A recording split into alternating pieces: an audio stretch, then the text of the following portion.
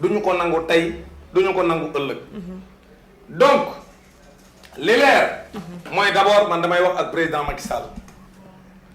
le président Macky Sall dama koy leeral ni moom réew mi fitna su fi amee lépp ci kawam lay xëpp. kon lépp lu fi am Sénégal moom président Macky Sall moom mooy responsable. d'accord parce que moom moo toog ca palais ba. di jéem a modifier. li nga xam ni moom moo am. ci élection yi. d'accord lépp lu fi nit def ci responsabilité président Macky Sall la nekk. kon na président Macky Sall xam ni. ñun lii mu bëgg a def. élection yi jàll. Sénégalais yi voté massivement won ko ne ko pare nañ ci moom.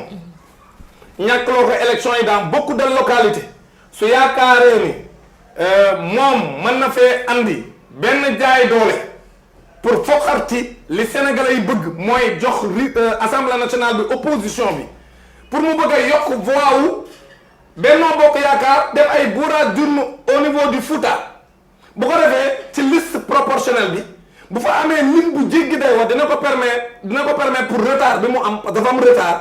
pour mën ko combler pour mën a am majorité non retard sur le nombre de voix de nombre de députés bi koy permettre mu am majorité absolue. Parce que pour avoir la majorité absolue il lui faut 83 députés. Actuellement 80 amu ko. loolu mooy ñu am na 82. non amu ko.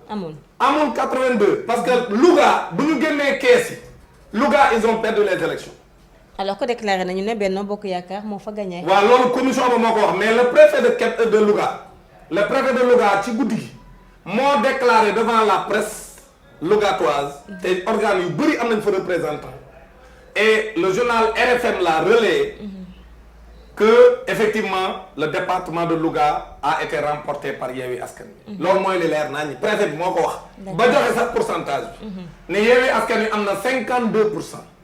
loolu la préfet Louga wax waaw léegi kon léegi nu ñu mën a demee noonu ñun toog xëy.